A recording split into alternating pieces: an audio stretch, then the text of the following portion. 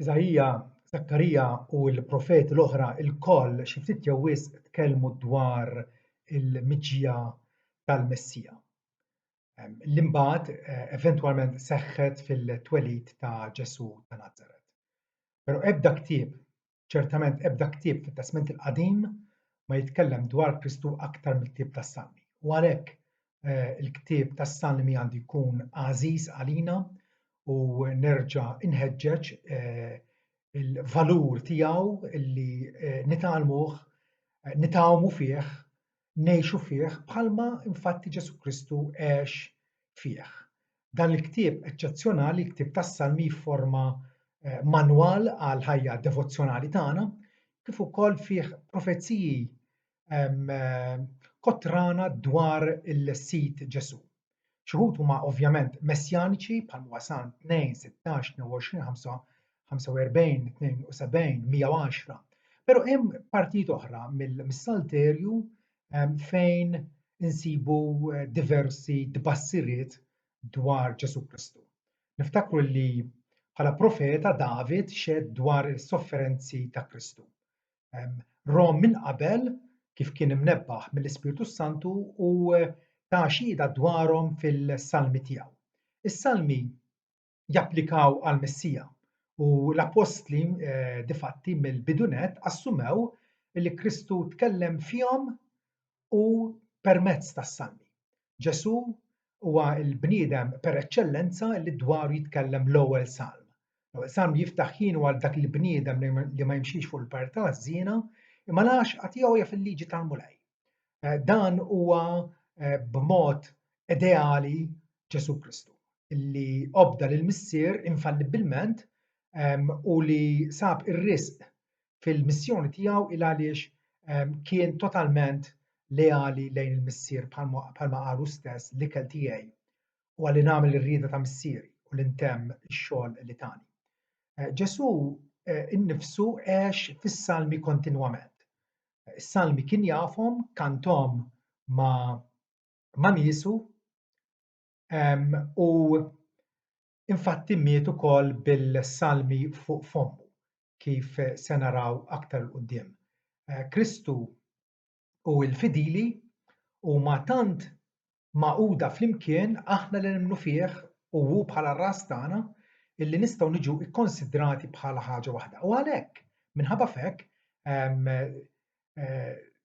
fis-Salmi nistgħu ngħidu li hemm il-ħsibijiet tagħna, l-esperjenzi tagħna, kif ukoll hemm ukoll l-esperjenzi ta' Sidna Ġesu Kristu. Min jaf x'qalilhom Ġesu lil Kleofa u lil ħsiebu huma u jivvjaġġaw lejn Emmaus bil-pass. Luqa jgħidilna illi fetħilhom l-Iskrittura imbagħad aktar tard meta rrapportaw lill-Apostli qalu ma kinitx qalbna tissaħħan fina meta fetħilna l-Iskrittura. Dakinhar qalilhom dan hu kliemi li qedtilkom meta kont għadni magħkom. Illi kien jeħtieġ jittwettaq kull miktub dwari fil-liġi ta' Musè u fil-profeti u fis-Salmi. Imbagħad fetħilhom l-Iskrittura, fetħilhom moħħhom biex jifhmu l-Iskrittura. Il-Knisja Bikrija għarfet illi t-tib tas-Salmi profetizza bassar dwar il-miġja tal-Messija. U allura nixtieq illi nurikom iva xi wħud minn dawn il-profezziji li nsibu mxerda matul il-ktieb tas-Salmi illi l-ewwel nett juru l-relazzjoni ta' Kristu ma' Alla. L-ewwel nett jingħad li l-Messija kellu jkun bin Alla. Il-Messija, l-unzjonat tal-Mulej kellu jkun bin Alla. Salm 2 naqraw madankollu jien qed is-sultan tiegħi fuq Sion il-għolja mqazza tiegħi. Id-digriet tal-Mulej narraf. Il-Mulej qal li inti ibni, illum nissiltek. U ovvjament nafu illi Ġesu huwa l-iben tal-Alla, kif stqarru l-Apostlu Pietru meta qallu inti il-Kristu bin Alla l-ħaj. Aktar minn hekk, il-Messija kellu jkun l-uniġenitu tal-missier, l-iben uniku tal-missier. Salm 89 naqraw u isejjaħ li u jgħidli int missieri, Alla tiegħi, u l-blata tas-salvazzjoni tiegħi, u jien nagħmlu ibni l-kbir. Dan id-diskors huwa kwotat fl-ewwel kapitlu tal-Ittra lill-Ebrej bħala konferma li dad-diskors huwa magħdud dwar Sidna Ġesu Kristu. Imbagħad ukoll profezija oħra fis-Salmi tgħid illi l-Messija kellu jiġi f'isem is-Sit Alla, kellu jiġi f'isem Jahwe. Imbierek minn ġej f'isem il-Mulej, imbirkukom minn dar il-Mulej, Salm 118. Propjament dan huwa li għajtu n-nies meta Ġesu kien dieħel f'Ġerusalemm riekeb fuq fellu ta' ħmara. Però l-ikbar sorpriża fis-Salmi inkwantu l-identità vera tal-Messija hija propjament din. Il-Messija kellu jkun Alla nnifsu. Kellu jkun Alla nnifsu. Salm 45, vers 6. It-tron tiegħek u Alla u għal dejjem ta' dejjem. Ix-xettru ta' saltnatek huwa xettru tas-sewwa. Intħobb il-ġustizzja u tobgħod il-ħażen. Għalhekk Alla tiegħek dilkek biż-żejt tal-għena aktar misħabek. Mela filli qed jgħidlu t-tron tiegħek o Alla, imbagħad jgħidlu mela Alla tiegħek dilkek biż-żejt tal-għena aktar misħabek. Għal darb'oħra, l-awtur tal-Ittra l-Ebrej jispeċifikalna u jgħidilna li da diskors inkiteb tbassar minn qabel dwar Sidna Ġesu. U għalhekk aħna bil-konfidenza naffermaw illi Ġesu bin Marija huwa Alla nnifsu. Alla nnifsu, Alla veru minn Alla veru illi ħa sura ta' bniedem bħalna. Il-Salmi wkoll jgħidilna illi l-Messija kellu jkun is-Sit, kellu jkun Adonai, kellu jkun dak illi huwa il-ħalli nnifsu. Għal darb'oħra konferma qawwija illi kellu jkun persuna divina. Salm 110. Salm 110 huwa il-pass fit-Testament il-Qadim l-aktar kwotat fit-Testament il-Ġdid. X'jgħid? Il-Mulej jgħid il-Sidi jew aħjar Jahwe jgħid l-Adonai tiegħi. Oqgħod fuq l-yemin tiegħi sa ma nqiegħed l-dewwa tiegħek mirfes taħt riġlejk. Jahwe u Adonai huma tnejn ismijiet ta' Alla l-imbierek. U qegħdin naraw li Jahwe jgħid l-Adonai tiegħi, oqgħod fuq l-yeminja tiegħi. Ovvjament, il-Bibja Testament il-Ġdid f'diversi nħawi jgħidilna illi dan Adonai huwa propjament Ġesu nnifsu, il-Salvatur tagħna. Il-Ktieb tas-Salmi wkoll jaffermalna illi l-Messija kellu jkun sultan. Kellu jingħata t-tron ta' David. Kellu jkun allura dixxendent tas-Sultan David u jingħata wkoll it-tron ta' David. Avolja it-tron ta' David kien ilu vakanti mbagħad għal diversi sekli ta' snin. Salm 132 naqraw il-Mulej ħalef il-David verità li minna mhux se jgħidu lura. Mill-frott ta' ġismek se nqiegħed fuq it-tron tiegħek. Din il-profezija twettqet f'Luqa 1 fejn l-anġlu jgħid wara se tikkonċepixxi fil-ġuf u se tiled iben qed jgħid lil Marija. U se semmi ismu Ġesu. U se jkun kbir u se jissejjaħ bin il-ola. U s-Sit Alla se jagħtih it-tron ta' missieru David u se jsaltan fuq dar Ġakobb għal dejjem u ma jkunx hemm tmiem għas-saltna tiegħu. Twettieq fenomenali għal darb'oħra fi Kristu Ġesu. Il-Messija kellu jkun ukoll suprem fuq is-slaten u l-potentati tal-art. Salm 89 naqraw jien se nagħmlu wkoll l-ewwel imwieled tiegħi. L-ogħla fost is-slaten tal-art. L-ogħla fost is-slaten tal-art. Nifhmu għalhekk mela kif il-Testament il-Ġdid ukoll jiddeskrivi lil Ġesu bħala s-Sultan tas-slaten u sit is-sidien. Għaliex bħalma qal Ġesu nnifsu qabel ma tella lura fis-smewwiet meta resaq fuq il-dixxipli u tkellem magħhom u qalilhom lili ingħatat kull awtorità fis-sema u fuq l-art. Il-Messija wkoll kellu jkun meqjum mill-orrief u s-slaten. Kellu jkun meqjum mill-orrief u mis-slaten. Salm 72 jgħidilna ħalli n-nomadi tad-deżert imilu qudiemu, ħalli s-slaten kollha imilu qudiemu il-ġnus kollha jaqduh. Dil-profezija nintebħu li bdiet isseħħ meta il-Magi adurawh u tawh il-rigali tagħhom. Imbagħad hemm ukoll profezija fis-Salmi dwar il-Messija bħala sultan għall-eternità. Sultan għall-eternità min-nisel ta' David. Salm 89 naqraw jien għamilt patt mal-magħżul tiegħi. Jien ħlift lil David il-qaddej tiegħi.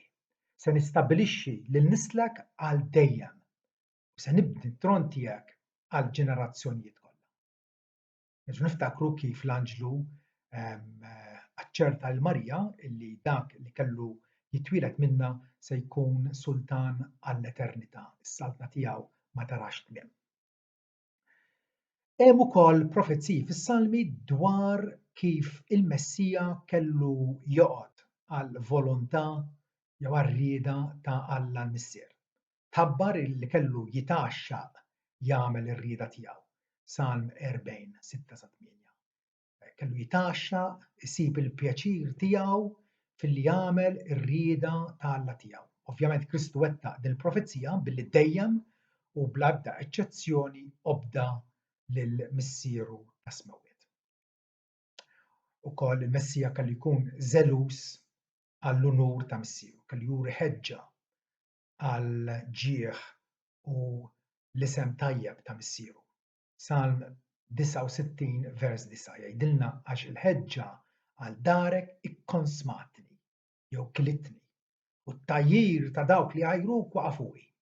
Dina ovvjament twettqet meta Ġesu nadda fit-tempju u qal lil dawk ibiegħu il-ħamiem neħħu dawn l-ilem tagħmlux jew tibqgħux tagħmlu dar missieri dar tan-negozju. Mbagħad id-dixxipli tiegħu ftakru li nkiteb iż-żelu għal darek se tikkonsmani. Hemm ukoll dettalji oħra interessanti dwar il-Messija illi naqraw dwarhom fis-Salmi.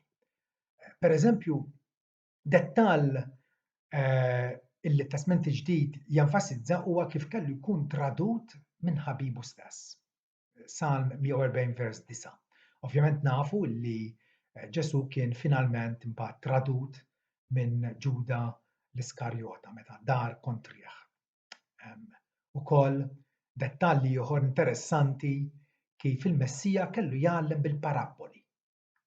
Metodu favorit ta' Ġesu kien illi jgħaddilna verità spiritwali permezz ta' storja, permezz ta' ġrajja sempliċi. U dana tħabbar minn qabel illi kellu jagħmel hekk f'Salm 78 vers 2. Se niftaħ fommi f'parabola, se ngħid ħwejjeġ oskuri minn Edem. Nafu kemm Ġesu għallem permezz tal-paraboli. Imbagħad ukoll is-Salmi li kkonċentraw ħafna dwar l-oppożizzjoni li kellu iġarrab Ġesu dwar l-avversità li ġarrab anke minn niesu stess. Infatti jgħidilna li l-Messija kellu jesperjenzja mibeda kontrih għal ebda raġuni valida. Salm 35 vers 19. U infatti Ġesu ikkwota das-Salm u jgħid illi dak is-Salm kien qiegħed jitkellem dwaru meta baduh għal xejn b'xejn, baduh mingħajr ebda raġuni valida.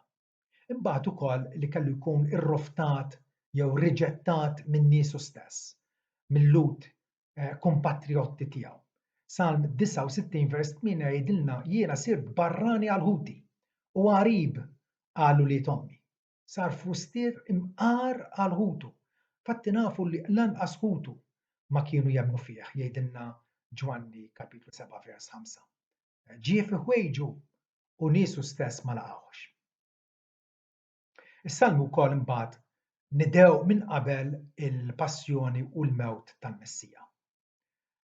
Il-mexxejja pagani l-ewwel qed kellhom jingħaqdu mal-poplu Ludi kontrih. Salm 2 li huwa evidentament salm messjaniku, il-Knisja Bikrija għarfet mill-ewwel li dak is-salm huwa miktub dwar Ġesu Kristu. Imma mbagħad ukoll li kellu jkun mislub.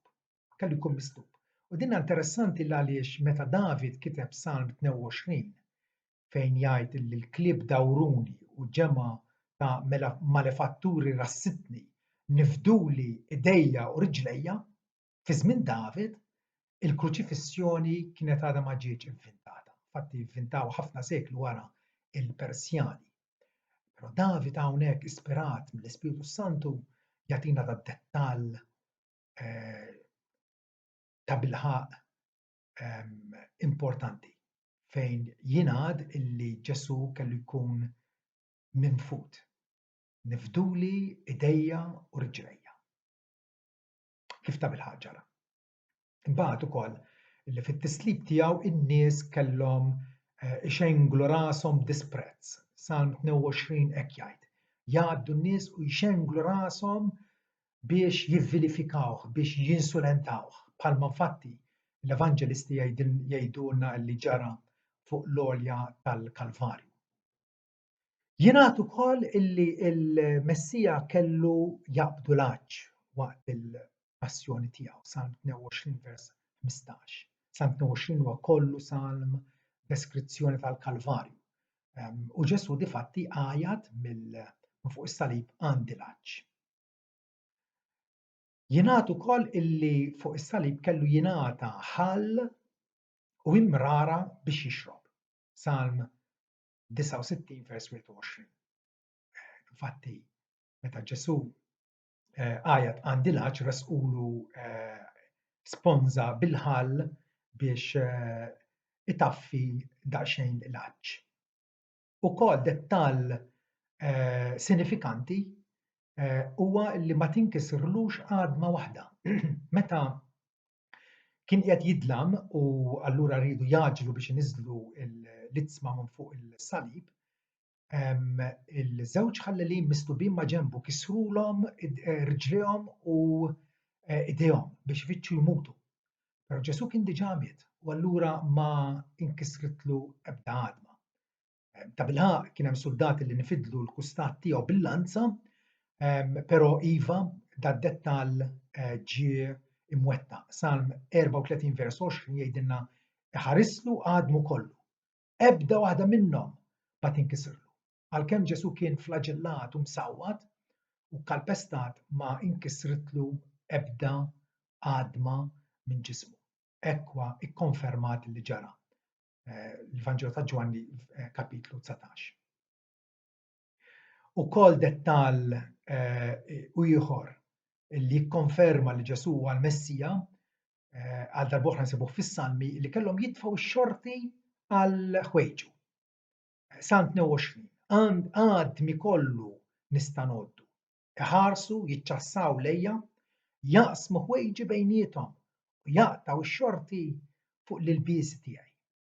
Mattew 27 vers 35 jgħid li propjament eżattament hekk ġara mis-suldati meta qasmu l-libsa ta' Ġesu bejniethom l-erba'. Fl-agonija tiegħu wkoll il-Messija kellu jgħid Alla tiegħi għaliex tlaqtni. Ġesu eżattament hekk għajat. Ftit qabel ma miet Eloi Eloi lama sabaktani li tfisser Alla tiegħi għaliex abbandunajtni. L-ewwel sentenza f'Salm 22.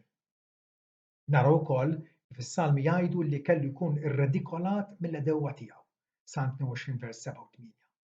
Għal darb'oħra naraw kif il-Fariżej u l-Iskribi għajruh u ċċallenġjaw biex jinżel mis-salib kien irredikolat jekk inti binall inżel mis-salib. Kienu qegħdin jinsulentaw, jgħajruh, jidaw bih. Hekk profetizzaw is-salmi li kellhom jiġru. Kellu jkun ukoll il-Messija li jirrikmanda l-Ispirtu tiegħu lill-missier. Salm 31 vers 5. U Ġesu eżattament qabel rat ruħu jgħajat u jgħid missier fidejk jiena nerħi l-Ispirtu tiegħi. Is-salmi mbagħad jipprofetizzaw ukoll dwar l-irxox ta' Kristu minn bejn l-imwiet u li Alla kellu iwieġbu wara s-sofferenzi tiegħu u jilqa'. Salm 22. Immin tosid tkun x'imbijat. O int l-għajnuna tiegħi aġġel biex tassistini. Salvani minn ħall il-jum u mill-qrun tal-gnieda salvaġġi. Int tweġibni. Ovvjament, din twettqet billi Alla f'ċertu sens abbandunah sakemm imbagħad għajmu glorjus mill-qabar. Iva, Ġesu kien imħabbar li kellu iqum mill-mewt bl-istess ġisem li kellu, però imbagħad dal-ġisem kellu jkun ġisem glorifikat u immortali. Ġisem tiegħu ma ġarrabx korruzzjoni. Salm 16 jgħidilna laħmi wkoll se jgħammar fis-sigurtà. Għax int m'intix se tabbanduna lil ruħi f'Xeol jew fis-salta tal-imwiet u lanqas min se tippermetti l-qaddies tiegħek iġarrab it-taħsir. Fatti Pietru jikkwota das-Salm biex jurina illi propjament David hemmhekk kien qed jitkellem dwar Ġesu il-Messija.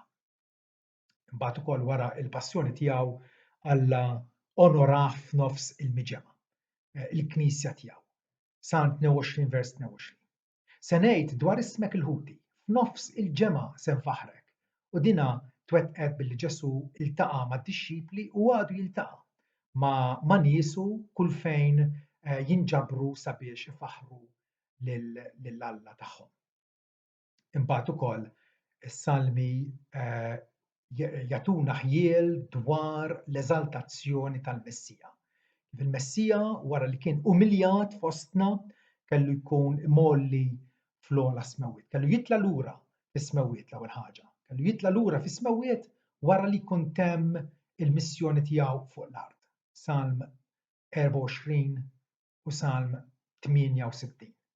Il-twettiq tagħha huwa rrekordjat fl-aħħar tal-Vanġelu ta' Marku fejn jgħidilna li Ġesu berikom u intrefa minnhom u għad fuq l-eminija tal-missier. Appuntu, profezija illi nsibu fis-Salmi hija propjament din, illi l-Messija eżaltat kellu ipoġġi fuq l-eminija ta' Alla fil-qawwa u l-awtorità. Salm 110 għal darb'oħra. Il-mulej jgħid il-sidi poġġi fuq l-eminija tiegħi sa ma nagħmel l-edewwa tiegħek mirfes għal saqajk. Diversi awturi jgħidulna li propjament hekk ġara. Ġesu huwa fuq l-eminija tal-missier jistenna sakemm l-edewwa tiegħu jitqiegħdu mirfes taħt riġlejh. Il-Messija wkoll issa eżaltat kellu jagħti għotjiet u doni lill-bnedmin. U infatti l-Knisja tiegħu iva hija fornuta b'nies donati bħala il-pedament tagħha l-apposti u l-profeti, imma wkoll rajja u għalliema u nies bħiliet u b'doni spiritwali sabiex jedifikaw lil xulxin. Dak kollu huwa l-għoti ta' Kristu lil niesu. Il-Messija wkoll huwa deskritt b'mod enigmatiku, b'mod illi ma tifhimix mill-ewwel din, bħala bin David u sid David. Ġesu sfidhom lill-Fariżej meta qalilhom kif jgħid David imnebbaħ mill-Ispiritu Santu illi il-mulej jgħid il-sidi oqgħod fuq l-emin tiegħi sa ma inqiegħed l-edewwa kollha tiegħek mirfes taħt irġlejh. Jekk huwa ibnu kif ukoll huwa sidu. U ovvjament il-Fariżej ma setawx iwiġbuh Ġesu hemmhekk kien qed jirreferi għalih innifsu bħala d-dixxendent ta' David, però wkoll bħala ogħla minn David għax huwa il-ħallieq ta' David u ta' kull bniedem ieħor u ta' kollox. Finalment, is-Salmi jgħidulna wkoll illi l-Messija kellu jagħmel ġudizzju mill-persekuturi tiegħu. Salm 69 vers 25. U Pietru beda biex japplika din il-profezija għal Ġuda l-Iskarjota. Għax hu miktub fi ktieb is-Salmi jgħidilna ħassir deżolata għamartu u ma jkunx hemm min jagħmar fiha. Però ovvjament din il-profezija tot ukoll għall-dewwa kollha ta' Kristu. Meta naraw din ix-xhieda kollha illi nkitbet mijiet kbar ta' snin qabel ma twettqu f'Ġesu ta' Nażaret. Ma nistgħux ma nemmnux, ma nistgħux ma narfux li Ġesu huwa ta' bilħaq l-unzjonat tagħna. Dawn il-profezziji kollha isettqulna l-fidi tagħna. Isaħħuha għax naraw li l-ġrajja kollha ta' Ġesu fuq l-art mit-twelid, il-ħajja, il-passjoni, l-irxoxt u tluħ lura fis-smewwiet ma kinux ħwejjeġ inventati bil-makakkarija tal-bnedmin imma kienu il-koll profetizzati. U allura għandna ta' bilħaq roddu ħajl l-Alla illi tagħna din l-evidenza kollha kotrana sabiex ta' bilħaq il-fiduċja u l-ħarsa spiritwali tagħna tkun fuq ibnu. Bħalma jixtieq hu stess dan hu ibni l-għażiż isimgħu lilu. Dan hu ibni l-għażiż li fih jiena sibt il-għaxqa tiegħi. La darba Alla jitaxxa b'ibnu aħna wkoll għandna nagħmlu l-istess.